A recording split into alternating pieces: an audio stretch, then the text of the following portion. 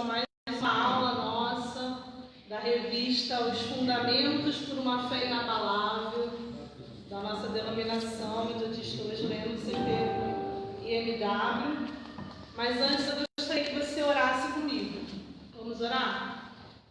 Senhor nosso Deus, Pai bendito, Pai amado, nós te louvamos nessa manhã, te agradecemos pelo dom da vida que o Senhor nos deste. Te pedimos, Pai, que o Senhor venha nos dar palavras de conhecimento, palavras de sabedoria, venha abençoar a nossa mente, que a nossa mente possa estar restaurada para ouvir aquilo que o Senhor tem para falar para as nossas vidas nessa manhã.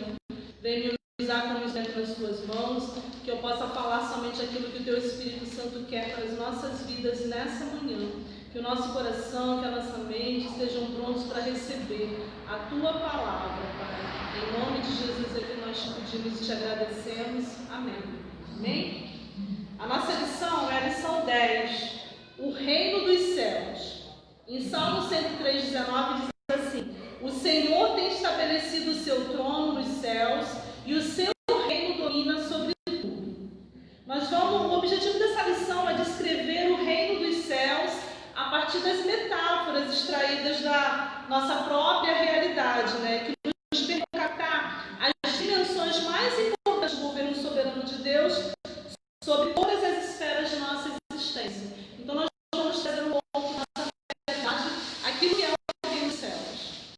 A introdução da revista diz assim: dando sequência à nossa série de estudos sobre os fundamentos da fé cristã, surge agora o tema Reino dos Céus, a fim de viabilizar um viés mais didático à nossa lição. Empregarei metáforas que ilustram bem a natureza deste reino e algumas de suas características. A ideia de reinado reporta-se ao sistema de governo conhecido nos tempos bíblicos e que serviu aos autores sagrados como analogia, a fim de explicar a soberania de Deus. Cumpre, antes de tudo, definir o que é o reino de Deus ou o reino dos céus, que designam a mesma coisa.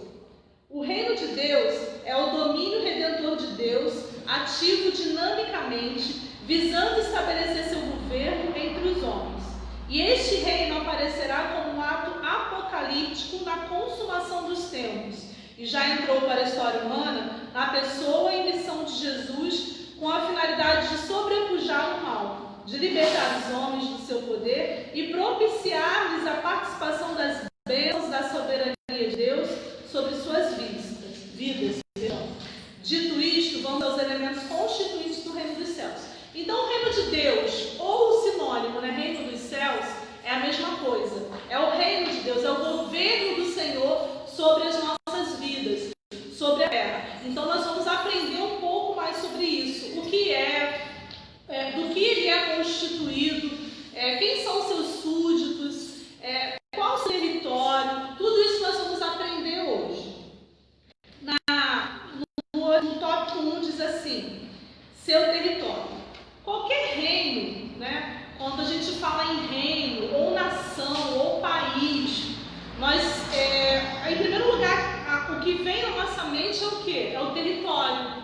O território de um país, o território de um reino é o quê? São as terras, os limites das terras, geograficamente falando, que vai desde a terra, desde um país que é vizinho, até às vezes aqueles países que têm mares, os reinos que têm mares, os limites invisíveis, vamos colocar assim, imaginários, dos mares, até determinada milha, que agora eu não lembro a quantidade de milhas que é de um determinado território, e o espaço aéreo. Ele conta como território de um país, de um reino, de uma nação. Quando nós olhamos para os países que ainda têm rainha, têm reis, nós também analisamos o território, nós verificamos o território dele. Mas o território do reino dos céus é um pouco diferente. Ele não é um território palpável, ele não é um território geográfico, somente geográfico. Vamos aprender isso agora. Abra comigo a palavra do Senhor em Salmo 47.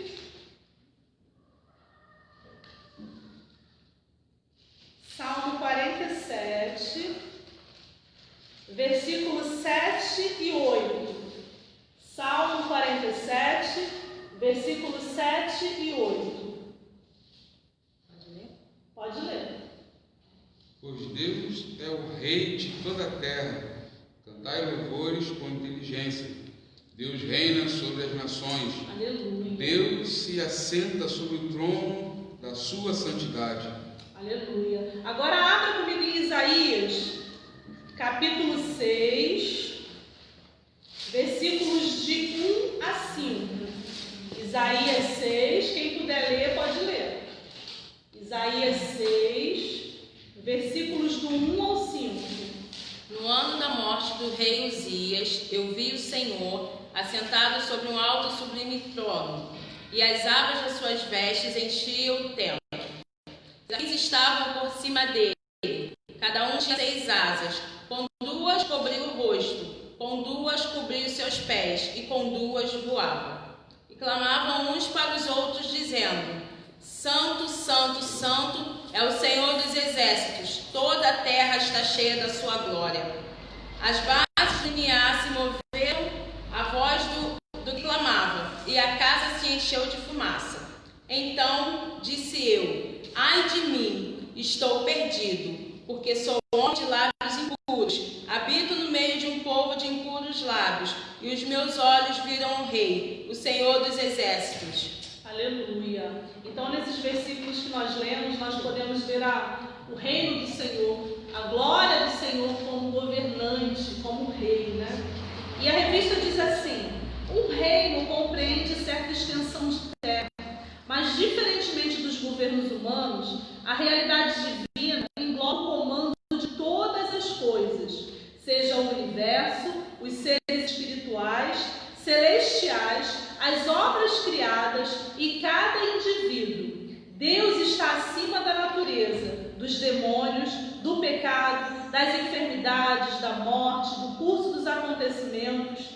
Na verdade, sobre todas as coisas, pois nada se iguala a Ele. Diante desta realidade, só podemos nos curvar diante de Sua majestade e nos colocarmos à Sua disposição. Então aqui diz o seguinte: o reino do Senhor, o reino dos céus, o reino de Deus, ele não está limitado somente a uma faixa geográfica de terra, ou de mar, ou de ares.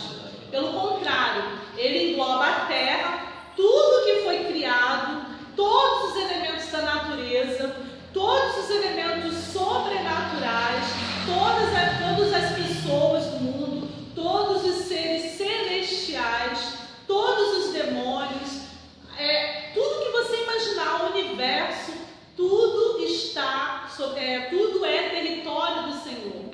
O Senhor governa sobre tudo, tudo que você imaginar. Às vezes a pessoa, o que mais a pessoa que não é crente, que não é cristão, que ela fala quando acontece uma catástrofe, quando acontece uma fatalidade, ela fala: onde estava Deus nisso? Por que Deus não viu isso?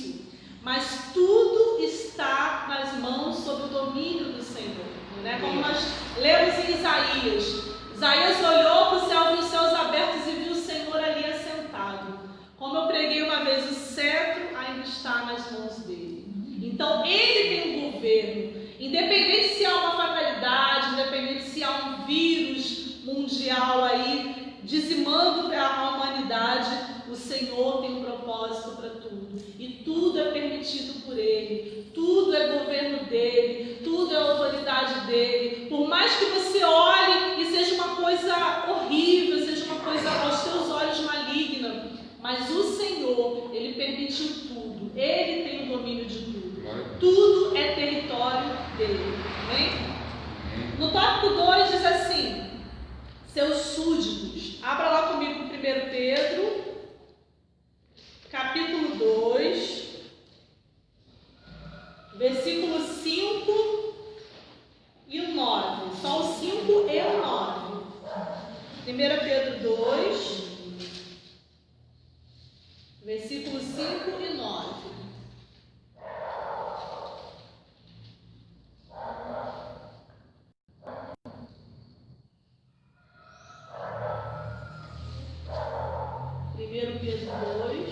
Vós também, como pedras vivas, sois edificados, casas espirituais, sacerdócio santo,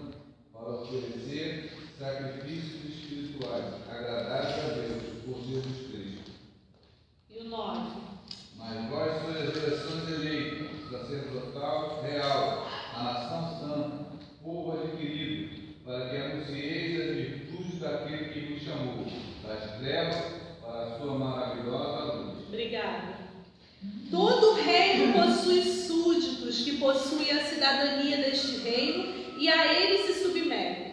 O reino de Deus também tem seus componentes e a Bíblia atribui aos crentes o título de sacerdócio real, que na antiga aliança pertencia ao povo israelita. A nação eleita foi incumbida por Deus para revelar sua glória ao mundo. No entanto, na nova aliança, essa missão foi otorgada aos salvos. Isto é, o que chamamos de sacerdócio universal dos santos. Por consequência, cada cidadão do reino dos céus vive esta graça mediante o exercício fiel da sua vocação, seja em sua ocupação profissional, no engajamento da transformação da sociedade, na luta pela justiça, na santificação da cultura, na promoção dos valores cristãos, na edificação do corpo de Cristo ou na proclamação do Evangelho. Como súditos do reino de Deus, recebemos a missão de embaixadores deste reino. Então, o súdito, ele não é simplesmente aquela pessoa que nasce num território que é dominado por um rei. O súdito, como nós falamos aqui, ele precisa também exercer a cidadania. E o que é exercer a cidadania? O cidadão normal, o que ele faz? Ele tem direitos e deveres. E um dos deveres do cidadão, que a gente mais assim fala, mas eu tenho que votar. Sim, um dos deveres do cidadão é votar. É votar nos seus governantes, né? Às vezes a gente acha, não tem nada a ver, isso é chato, não deveria ser obrigatório. Mas é obrigatório, então é um dever do cidadão. E você só é cidadão quando você exerce seus deveres. Claro, você tem seus direitos, mas você exerce seus deveres. No reino dos céus não é diferente, no reino de Deus não é diferente.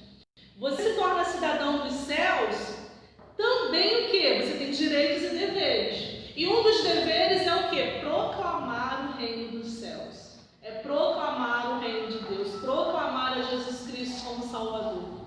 É ir com todo mundo, pregar o Evangelho a toda criatura.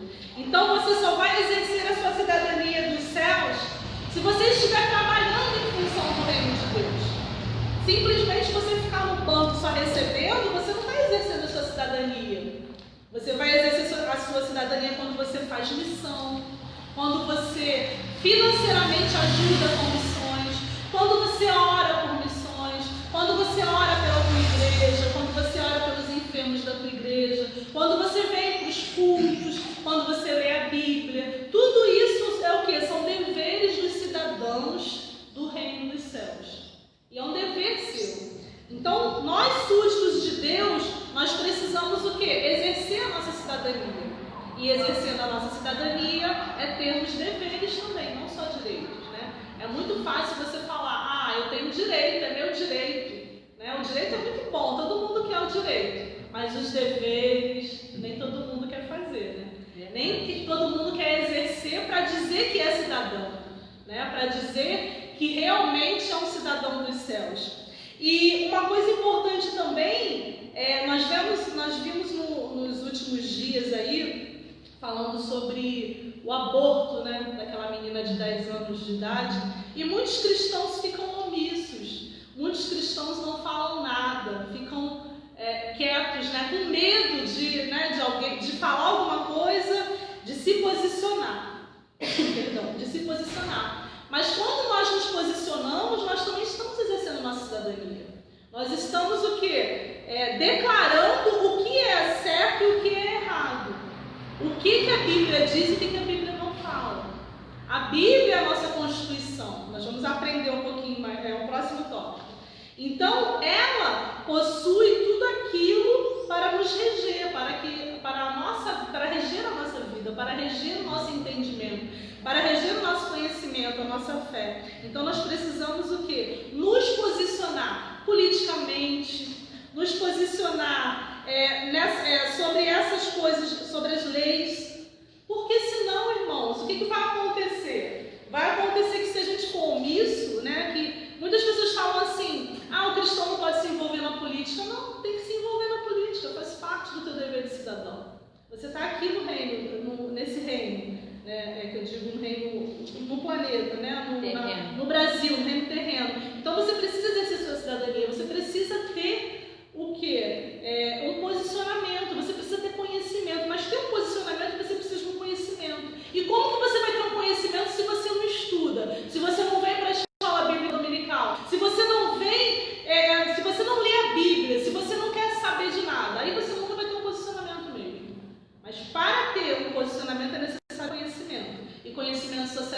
quê? Estudando, vindo para a escola bíblica, lendo a palavra do Senhor, lendo livros cristãos, livros de pessoas influentes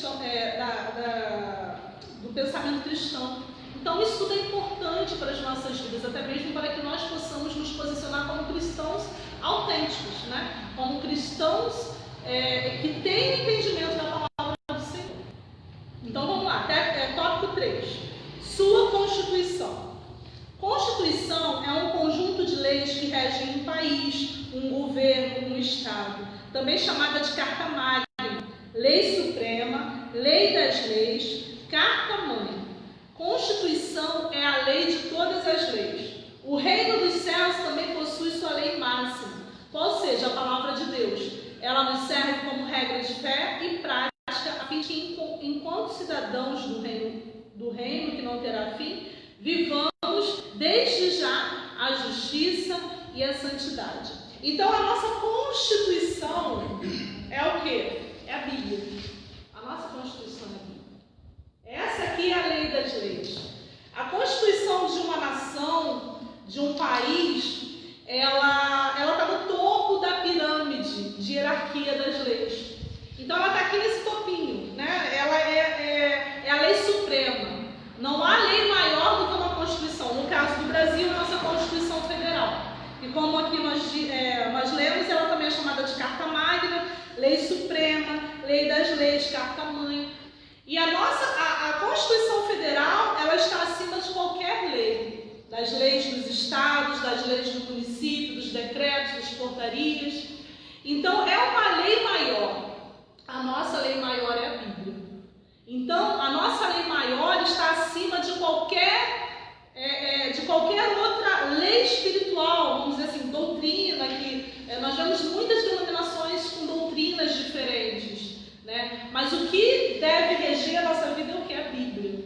Nós temos que verificar se essa lei, se essa doutrina, ela está de acordo com a Bíblia. Por isso que muitas pessoas erram, porque estão em determinadas igrejas que pregam o contrário que a Bíblia diz.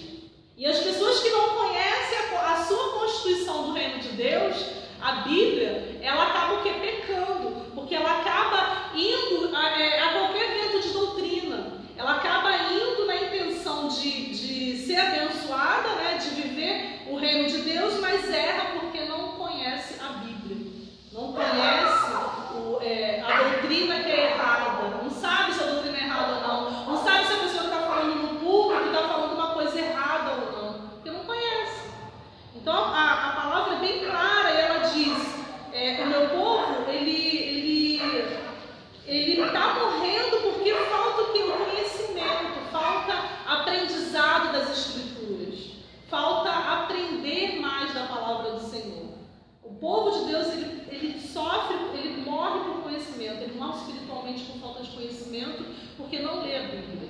Nós estamos vivendo um tempo de que nós não temos tempo, né? A gente fala que a gente não tem tempo, mas você vê as pessoas diariamente postando coisas no Facebook, no WhatsApp, no Instagram. Aí você pensa, poxa, ou você manda uma mensagem para certa pessoa, a pessoa responde na hora. Aí você fica, caramba, ela está 24 horas no telefone, no aplicativo, né? Como que não tem tempo? Às vezes você deixa de ler 15 minutos da Bíblia, você deixa de ler 20 minutos. Eu estou lendo a Bíblia diariamente e cada dia são 3 capítulos da Bíblia. E quando eu sento para ler, não dá 20 minutos eu li aquilo tudo. Eu consigo ler os 3 capítulos, eu consigo olhar a referência bíblica que diz aqui, eu consigo olhar a nota que fala na Bíblia, eu consigo olhar a referência de outra passagem da Bíblia que está inserida na palavra que eu li, e dá 15, 20 minutos por dia só. Você consegue ler a Bíblia no ano, lendo 15 minutos, 20 minutos da Bíblia por dia. Então, você tem tempo. Você precisa o quê? De prioridade. Você precisa colocar o reino de Deus como prioridade na sua vida. Quando você quer fazer uma faculdade, eu lembro, estava até conversando com uma colega minha no serviço essa semana, e eu falei, meu Deus, até agora eu não sei como eu conseguiria trabalhar todo dia, fazer faculdade todo dia, chegar em casa quase meia-noite e cuidar de filho pequeno, filho com 1 ano de idade. Eu falei, meu Deus, como eu conseguia fazer isso? Eu não sei, eu olho para trás e falo, acho que eu não conseguiria fazer hoje. Conseguiria sim fazer hoje. Por quê? Prioridades. Prioridade. Você precisa colocar a palavra do Senhor como prioridade.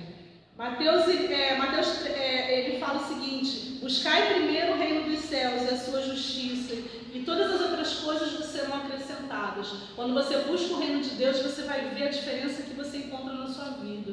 Você vai ver portas se abrindo, você vai ver a tua mente sendo restaurada, a tua mente sendo colocada como mente de Cristo. Então isso é importante para a tua vida. A tua constituição é a Bíblia. Você precisa olhar ela como sendo a lei das leis. O livro de Augusto Cury é bom? É muito bom. Mas a Bíblia é melhor. A Bíblia você tem um conhecimento pleno daquilo que Deus quer para a tua vida.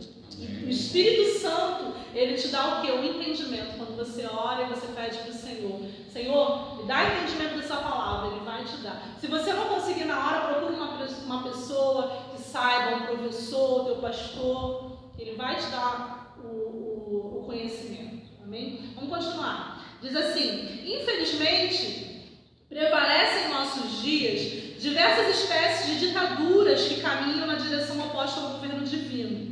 A ditadura do relativismo, que inverte valores, ela distorce valores. A ditadura da estética, pela qual pessoas adoecem em culto frenético ao corpo, colocando em risco a própria vida na busca de corresponder ao gosto da moda consumista. A ditadura do consumismo, onde o mercado fisga o consumidor em seus desejos, em prejuízo de suas reais necessidades. A ditadura do individualismo, onde se acentua o egocentrismo, amor excessivo a si mesmo e o isolamento. A ditadura da sexualidade, que apregou o desvirtuamento desta dádiva divina. O sexo é desvalorizado na medida que é desumanizado. Então observamos uma tendência para viver a vida sexual não integrada na via pessoal, mas como busca de prazer. Tal personalização do sexo é sintoma de frustração existencial. A frustração da busca de sentido pelo homem. O nosso rei quer estabelecer os valores éticos aqui e agora, através de seus filhos que encarnam seus sábios preceitos, freando o avanço da contracultura do reino. Então, quando nós olhamos para a cultura humana, para a cultura mundana, nós vemos toda essa doutrina, toda essa ditadura de estética, de relativismo, de consumismo, de individualismo, de sexualidade. Nós vemos os valores do reino de Deus se desvirtuando. O que o diabo quer fazer é que está na moda, não tem nada a ver, colocar tatuagem não tem nada a ver, fazer sexo antes do casamento não tem nada a ver, hoje os tempos estão mudados. Então o diabo quer colocar isso na tua mente. O diabo quer colocar na tua mente de que o consumismo é mais importante.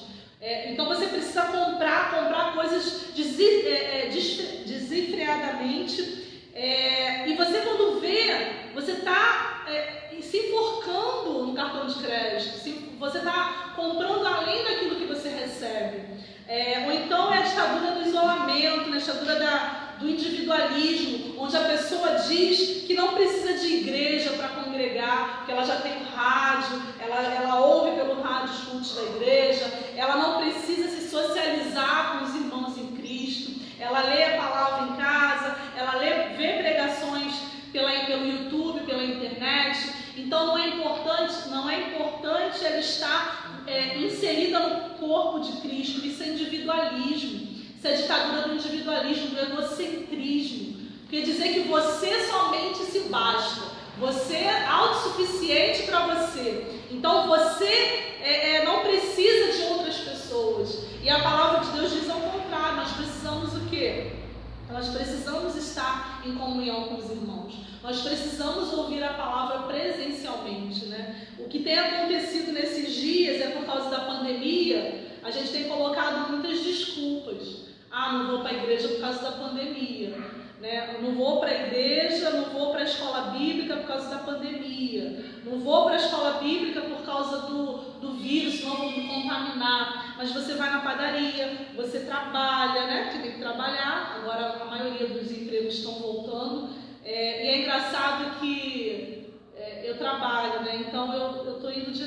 trem, de ônibus, você vê a quantidade de pessoas. Não existe pandemia dentro do Japeri.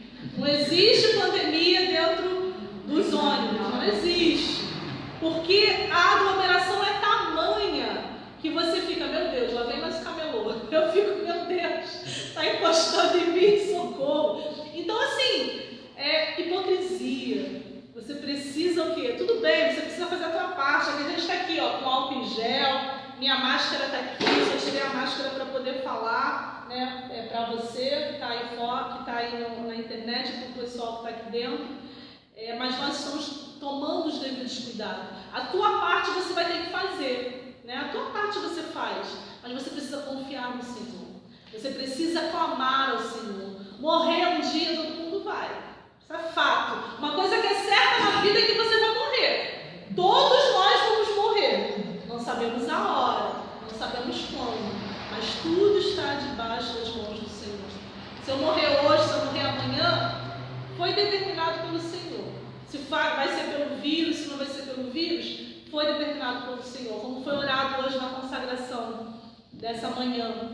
A gente fica com medo do vírus, mas a gente se esquece das outras mortes. Tem morte por assalto, bala perdida, acidente de ônibus, acidente de carro. Tem morte súbita, você morre do nada. Tem morte por afogamento. Enfim, tem outros tipos de morte. Você não vai morrer só de coronavírus. Você pode morrer de outras coisas. Então, você precisa o quê? Confiar. Isso é ditadura do isolamento, ditadura do egocentrismo. Você não pode, você não precisa disso. Você precisa confiar no teu rei, confiar no teu Senhor. Então, essas ditaduras, elas desvirtuam o quê? Aquilo que o reino de Deus fala, aquilo que o reino de Deus clama, aquilo que o reino de Deus prega. Nós precisamos confiar no Senhor. Nós precisamos pedir ao Senhor para nos ajudar financeiramente, sim, mas nós precisamos também nos organizar financeiramente. Não gastar além daquilo que devemos. Nós precisamos estarmos prontos para servir ao Rei que é o Senhor. Então, nós precisamos estar prontos, como foi falado também hoje pela manhã, nós precisamos estar prontos para obedecer ao Rei. Amém? O quarto tópico diz assim: sua bandeira, está lá em Êxodo 17 a 15. Êxodo. E Moisés edificou um altar e lhe chamou: o Senhor é a minha bandeira. Aleluia. O reino divino, ele também possui o seu estandarte. Após conquistar a batalha contra os amalequitas, Moisés ergue um altar em gratidão a Deus pela vitória. Este altar, Moisés denomina de o Senhor é a minha bandeira. O termo bandeira geralmente significa um ponto de reunião ou estandarte para uma ação conjunta ou para a comunicação de uma informação importante. Ali, um poste de sinalização, às vezes com uma bandeira hasteada, podia ser erguido de modo que todos pudessem enxergá-lo ou de forma que fosse objeto de esperança.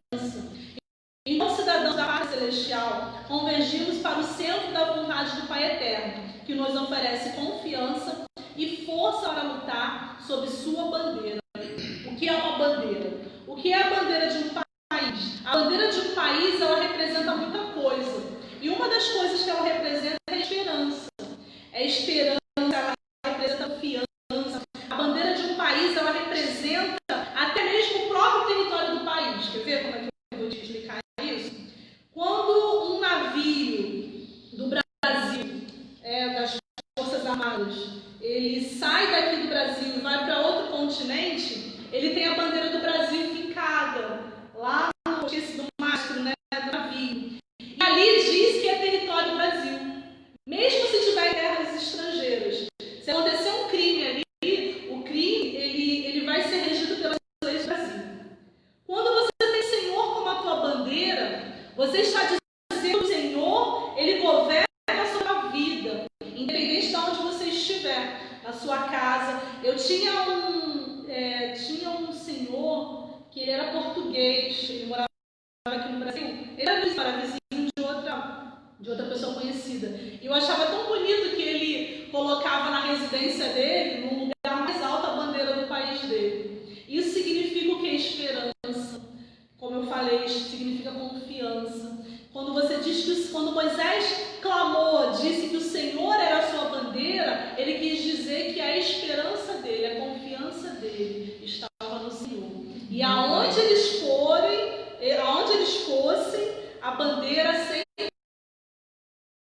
declarando do Senhor, que eles eram o território do Senhor, eles eram súditos do Senhor, e sobre a vida deles governava o reino do Senhor. Então, que o Senhor seja a sua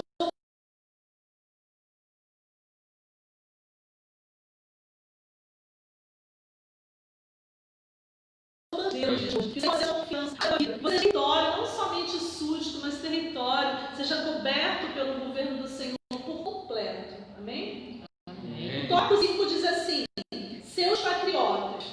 Lá Mateus 6,33. Eu até falei essa. Buscai primeiro o reino de Deus e a sua justiça, e todas as coisas serão acrescentadas. Amém. Os cidadãos do reino de Deus não se restringem à condição de súditos. Não há lei, pois são patriotas que demonstram amor à cidadania celestial. A exortação de Jesus que conclama seus seguidores a priorizarem seu senhorio emprega o verbo buscai, que expressa desejo intenso, anelo entusiasta para ser direcionado pelos princípios do Senhor. Então, patriota é toda aquela pessoa que é além de súdito. O súdito, você olha para o súdito e você vê como uma posição de servo, de vassalo, né?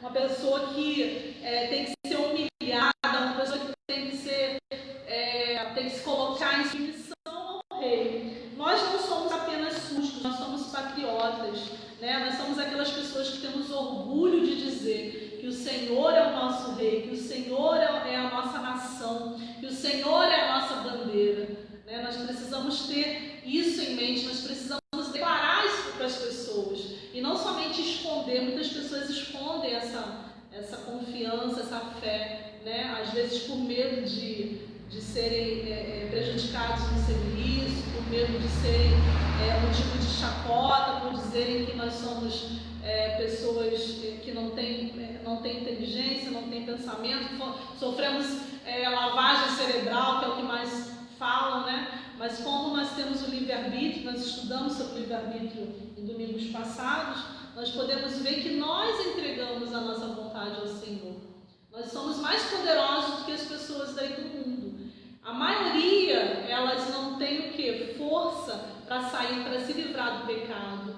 E nós temos a escolha de ir ao pecado ou não, né? Nós temos essa escolha. O patriota, ele é um entusiasta, né? Ele sente o desejo intenso pela nação dele, né? Ele tem orgulho de ter a nação dele. A qualidade de nossas vidas está associada ao conjunto de decisões que tomamos diariamente, e estas são determinadas por nossas prioridades. Quem reina dentro de mim? Quem fixa os objetivos e estabelece as prioridades? Cristo ou algum outro? Existem duas formas possíveis de viver, ou para si mesmo ou para o Senhor. Viver para si mesmo indica uma existência fechada em si mesmo, orientada somente pela própria satisfação e glória, sem perspectiva alguma de eternidade. Viver para o Senhor significa viver por Ele, isto é, por e para a sua glória, por e para o seu reino. Trata-se verdadeiramente de uma nova existência, frente à qual a morte perdeu seu caráter irreparável. A suprema condição que o homem experimenta desde sempre, aquela entre a vida e a morte, foi superada. A contradição mais radical já não é aquela entre viver e morrer, mas entre viver para si mesmo e viver para o Senhor. Viver para si mesmo é o novo nome da morte. Então nós precisamos o quê?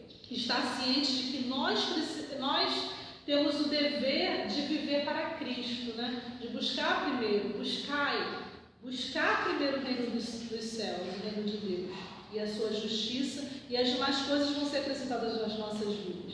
Na minha revista diz assim, na revista de vocês não tem não. É a igreja sinônimo do reino de Deus? Que a igreja seja uma fase do reino, entende-se pelo ensino de Mateus 16, 19, pelas parábolas em Mateus 13 e pela descrição de Paulo da obra cristã como sendo parte do reino de Deus. Sendo o reino dos céus uma expressão extensa, podemos descrever a igreja como parte do reino. William Evans assim escreveu: a igreja pode ser considerada como uma parte do reino de Deus, assim como o estado divino Illinois é parte dos Estados Unidos. A igreja prega a mensagem que trata do novo nascimento do homem, pela qual se obtém a entrada no reino de Deus. Então a igreja é uma extensão do reino de Deus aqui na terra, né? Porque ela proclama o reino dos céus, ela proclama Jesus Cristo como sendo Salvador. E quem é a igreja? Somos nós. Nós somos a extensão do reino de Deus. O tópico 6 diz assim: seu rei. Eu vou ler só Salmos 29:10, porque o Salmo 47 a gente já leu. Salmo 29:10. Quem pode ler?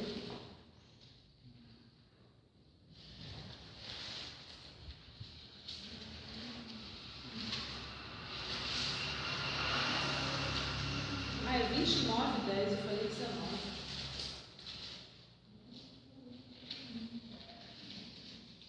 O Senhor preside ao dilúvio com um rei. O Senhor presidirá para sempre. Aleluia.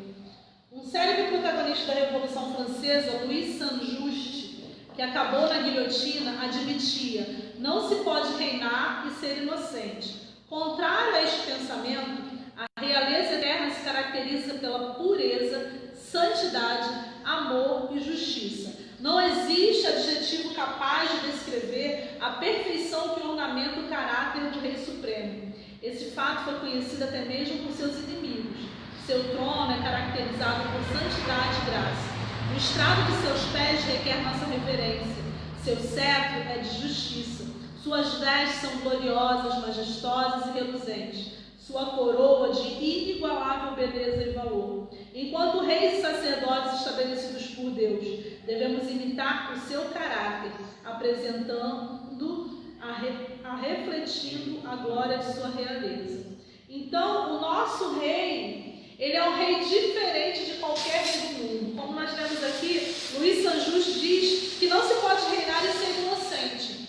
Só que, ao contrário desse pensamento, o rei, que é o nosso Deus, o nosso Senhor, ele é um rei de justiça, ele é um rei de majestade, de pureza, de santidade.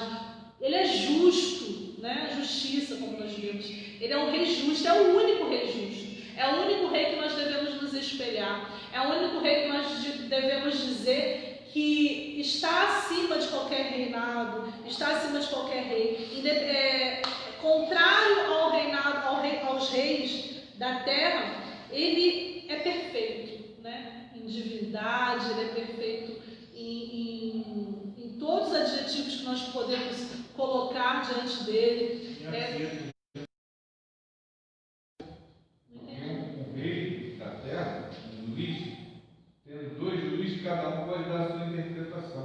Sim. E nosso Deus não.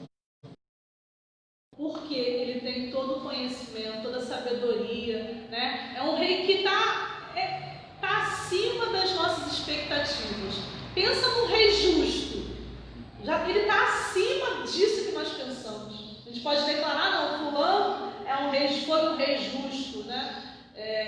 Não, ele está acima dessa expectativa que nós podemos pensar. Está acima do limite da nossa mente. A nossa mente humana não consegue mensurar a qualidade, os atributos de rei que o Senhor é. Não tem como. Por mais que você declare que ele é santo, que ele é majestoso, que ele é grandioso, que ele é glorioso, que ele é puro, que ele é santo, enfim, você não consegue adjetivo na terra para colocar, para mensurar do que o Senhor é. Amém? Então ele é um rei assim, que está acima de toda a qualidade humana, mundana que nós podemos declarar. Na minha revista diz assim: como profeta, Jesus anunciou o reino. Todos os profetas falaram de um tempo quando toda a humanidade estaria sob o domínio da lei de Deus. Uma condição descrita como o reino de Deus. Esse era um dos temas principais da pregação de nosso Senhor. Arrependei-vos, porque é chegado o reino dos céus, ou o reino de Deus, algumas versões falam. E ele ampliou esse tema descrevendo a natureza do reino, o estado e a qualidade de seus membros, as condições de ingresso nele, a sua história espiritual após a sua ascensão e a maneira de seu estabelecimento na terra. E uma coisa interessante que nós lemos aqui na revista é que os seus súditos precisam o quê? precisam justamente não é se espelhar, mas refletir, né? Refletir aquilo que o rei faz, aquilo que o rei é, né? A gente precisa refletir o que o pai é.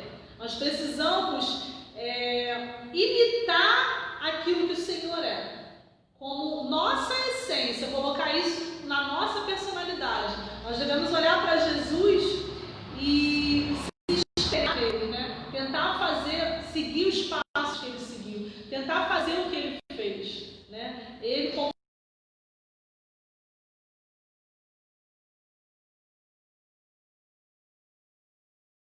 rei, nós precisamos diariamente, até atingir a varonilidade perfeita, né? A estatura de varão perfeito. E como é o varão perfeito? É ele, é o Senhor, é o Rei, é Jesus.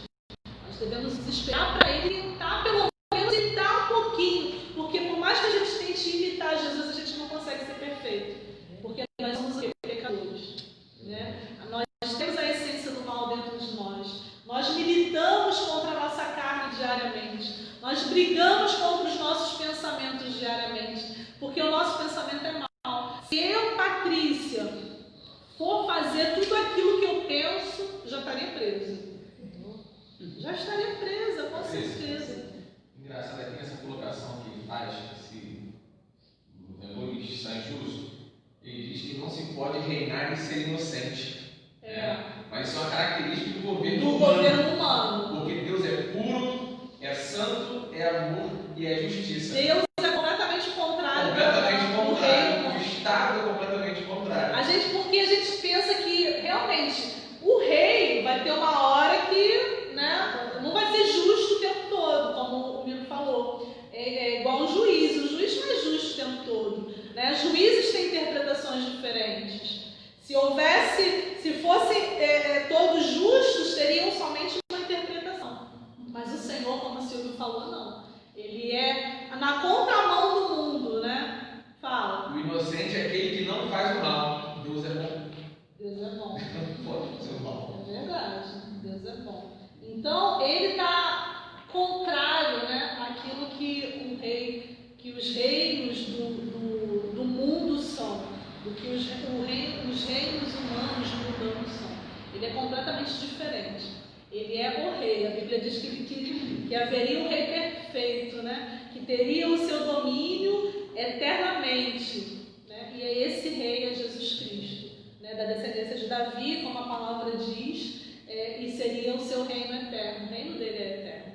E esse reino vai ser consolidado somente quando? No final dos tempos, né? Como o Apocalipse diz. Aí vai ser consolidado. Eu não falei isso também na revista Fala, no início, acho que eu falei assim, que o reino foi introduzido com Jesus, né? Quando Jesus veio ao mundo, quando ele cumpriu todo o propósito que Deus tinha na vida dele, e vai se consolidar no fim dos tempos, quando ele efetivamente vier para reinar, né? Na segunda da grande tribulação, daqui dos eventos apocalípticos, e nós vamos ver, né? Nós, que eu digo, não sei, né, se não vê ou não, mas eu digo nós, o homem vai ver, né? O homem vai ver se consolidando efetivamente o reino, o governo do Senhor, visualmente, né? Todo mundo vai ver. 7 diz assim, sua vitória final. Este reino é composto por pessoas que, através do arrependimento e fé, receberam uma nova natureza, tornando-se cidadãos dos céus. Então, como nós vimos, né, um pouquinho mais atrás, nós vemos que no Antigo Testamento, os súditos eram quem? Era o povo de Israel, o povo israelita. Mas na Nova Aliança, no Novo Testamento, nós vemos que os seus súditos, quem faz parte desse reino, são pessoas que tiveram arrependimento dos seus pecados, aceitaram a Jesus como sendo seu Salvador e hoje vivem o quê? Vivem consolidando, né? Vivem fazendo o reino de Deus ser feito aqui na terra, né? Ser realizado aqui na terra. Então, são cidadãos dos céus. Todo mundo do mundo é cidadão do céu? Não. só aqueles que se arrependeram e que creram em Cristo como Jesus sendo seu Salvador. Esses são cidadãos dos céus, é o que a Bíblia fala.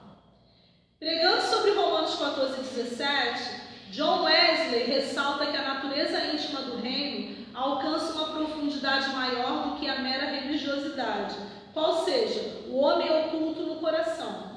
Hoje, estes crentes em sujeição ao Espírito trabalham pela ampliação dos seus domínios aqui na terra, vencendo as forças hostis, na espera da vitória definitiva de Cristo. Aliás, esta é a tônica da mensagem do Evangelho. Em Jesus, Deus invadiu a história humana e triunfou sobre o mal, muito embora a libertação final venha a ocorrer somente na consumação dos tempos. Há um duplo dualismo em o Novo Testamento. A vontade de Deus é feita nos céus, seu reino a fez presente na terra. Na era vindoura, os céus descem à terra e elevam a existência histórica a uma nova esfera de vida redimida. Esta é a vontade de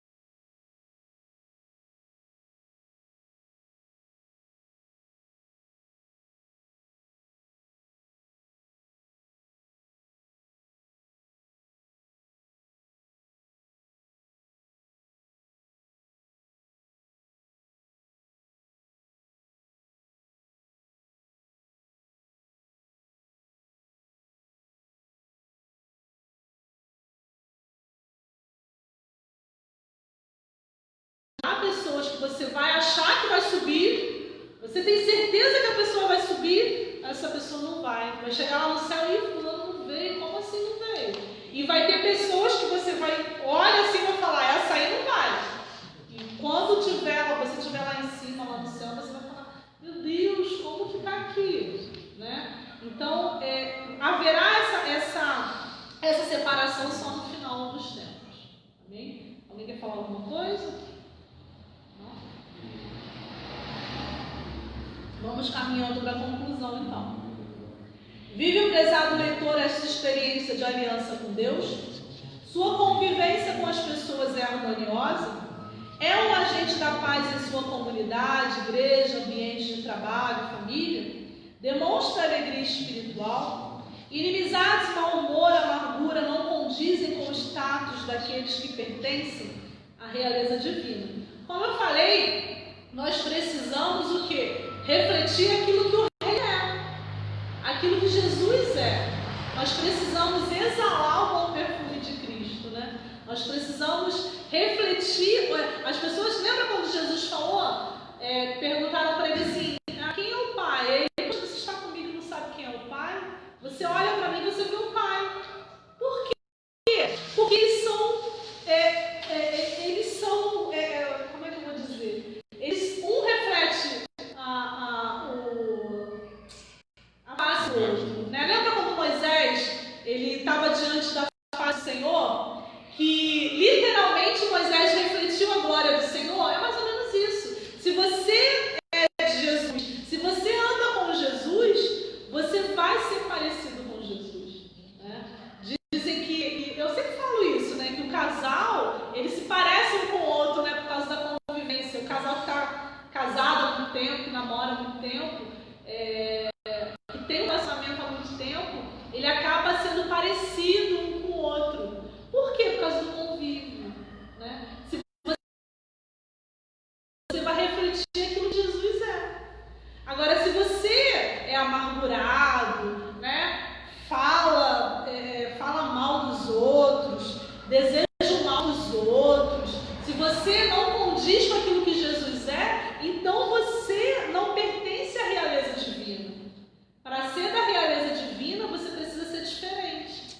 Você precisa ser uma pessoa que as pessoas olhem e encontrem Jesus em você. Que as suas atitudes demonstrem isso. Demonstrem que aquela ali é diferente. Aquela ali tem um brilho diferente. Né? As pessoas precisam olhar para você e diferenciar isso. E ver que há algo diferente em você. Ela tem um aspecto diferente. Ela tem um riso diferente. Nas dificuldades ela está sorrindo, está louvando, está engrandecendo ao Senhor. Por quê? Por que está nessa pandemia e ela continua firme, continua forte? Claro, não vou dizer que isso todo mundo, vai acontecer, que pessoas vão ter, né, enfraquecimento na fé e tal. Não vou dizer que não vai acontecer isso com as pessoas, acontece. Mas você precisa demonstrar que há um diferencial na tua vida. Né? As pessoas precisam olhar para você e ver o reflexo de Cristo em você. E isso é fazer parte da realidade divina. Isso é ser parecido com Jesus. Isso significa intimidade com o Pai. Né? Isso significa intimidade com o Senhor. Que você tem um relacionamento com o Senhor. Você é tão próximo do Senhor que você fala igual a Ele. Lembra de Pedro? Que tentou de todas as formas dizer que não fazia parte dos apóstolos de Cristo. E a pessoa falava, mas você fala como Ele. Olha aí, mas você... Eu estou sentindo um cheirinho de Jesus em você, como você diz que não é apóstolo dele, como você diz que nunca esteve com ele? Então a pessoa precisa ver isso em você. A propagação do Evangelho é uma forma de expandir as fronteiras do reino do tempo presente. Portanto, cumpre avaliar o que estamos envolvidos nesta missão. O querido aluno participa da obra de evangelização e missões, está envolvido nos pequenos grupos, envolvido seja liderando, orando, oferecendo o meu lar para a expansão do reino. Não podemos lavar as mãos diante das responsabilidades que Deus confiou à igreja. A igreja de Jesus só pode achar a sua mais plena expressão para o mundo, dentro do reino de Deus, se viver sua natureza missionária. Então, a natureza do reino divino é o quê? Fazer missão. Não tem outra forma. Você pode falar, mas eu não fui chamado para isso. Todos nós fomos chamados para falar de Jesus. Se você se sente envergonhado, se você se sente tímido, você precisa o quê? O que você precisa fazer para ajudar em missão? Orar, liberar sua casa, né? Dizer, as portas estão abertas para ir aqui. Evangelizar quando tiver evangelização na igreja, quando tiver dia de evangelizar. Ajudar financeiramente. Então, tudo isso você está ajudando no reino de Deus. Tudo isso é fazer missão. E por último diz assim, a concepção cristã de reino põe em destaque a sua natureza espiritual. Não confundamos o triunfo do reino divino com ostentação de riquezas, exibição de sucesso ou promoção pessoal. O reino não é inimigo das pessoas bem-sucedidas, de êxito profissional e empreendedorismo, que são coisas boas quando ocupam seu devido lugar. Não podemos nos render diante da perspectiva mundana de reino, pois o próprio Jesus se desviou de qualquer proposta nesse sentido, deixando claro que a glória de seu governo é de cunho espiritual e está vinculada ao servir, e não a ser servido. O reino dos céus constrói na história a vitória de Deus contra todas as contradições que o pecado original trouxe, revertendo suas consequências. Um destes males a ser vencido é a morte, através da ressurreição dos justos, assunto da próxima lição. Então, tudo aquilo que nós podemos declarar sobre o reino de Deus só depende de nós, né? Sermos patriotas e sermos súditos desse reino, ter Jesus como nossa bandeira, ter Deus como ser nosso governante, né? Então nós precisamos colocar isso e pôr isso diante das nossas vidas. Amém? Alguém tem alguma pergunta? Não? Eu gostaria de convidar você. Semana que vem nós vamos ter uma palestra aqui com a psicóloga Renata Tavares. E ela vai falar sobre como a gente pode enfrentar a pandemia, né? Como a gente pode enfrentar a nossa mente, tentar modificar a nossa mente, o nosso coração diante da pandemia. Né? O que a gente pode fazer? Então, ela vai falar sobre esse assunto. Eu gostaria de te convidar a estar presente aqui conosco a partir das 9 horas. Vai começar 9 horas, porque é muito assunto. E eu gostaria que as pessoas que se inscreveram, que vão se inscrever ainda, que elas chegassem uns 15 minutos antes, porque ela vai começar 9 horas e ela já vai começar a introduzir conhecimento, vai começar a introduzir a palestra dela sobre a tua vida. Então, se você perder, se você se atrasar 10 minutos, 15 minutos, você vai perder muito conteúdo. E é muito importante que você esteja aqui às 9 da manhã. Amém? Gostaria de chamar o pastor.